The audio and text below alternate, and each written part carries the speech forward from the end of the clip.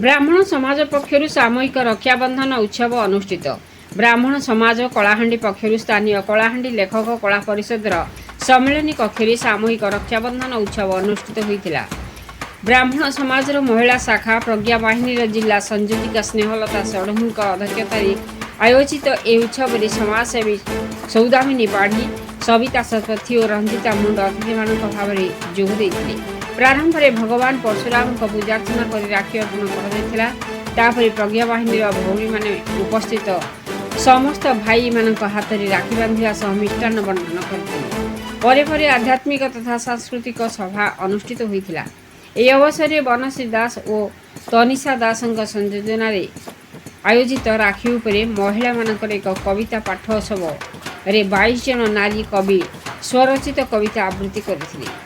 यह अवसर में सर्वभारतीय स्तर में चयन हो संसद भवन नुआदिल्ली में विकसित भारत यूथ पार्लियामेंट रे उज्जसिनी वक्तव्य दे कलाहांडी को महिमा मंडित कर भवानीपाटना 2 जन छात्र छात्री झांसी राणी मिश्र और स्मृति रथों को संबर्धित कर झुनुपमा शतपथी स्वागत भाषण प्रदान करथिले और अनिता मुंड धन्यवाद अर्पण करथिले। अर्चना मिश्र मंच परिचालना करथिले। मसीहा न्यूज सर्विस। मोर कविता है सुरक्षा कवच।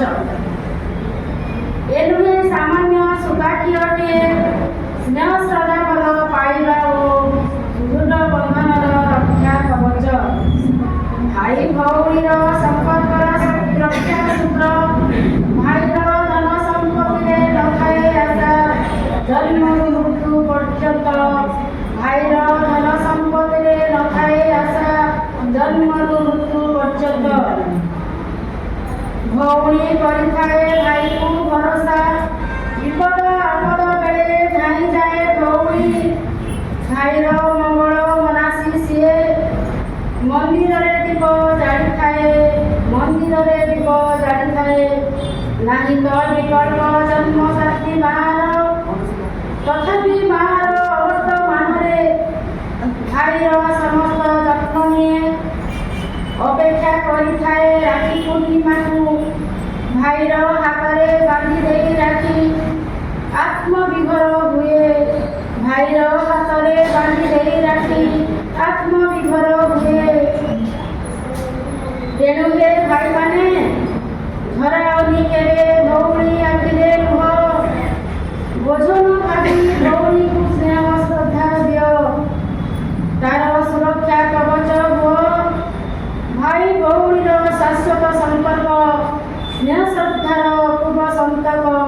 राखी नुहे खाली सुताखिय राखी नुहे खाली सुताखिय। श्रेष्ठ कलाकार नारी सर्जना नारी सशक्तिकरण अर्थ नुहे जे एक उद्भ्रांत नारी स्वरूप। नारी सशक्तिकरण अर्थ नारी भितर जेते सब सद्गुण अच्छी निज परिवार निज समाज एवं निज राष्ट्र हितरे लगे बसुची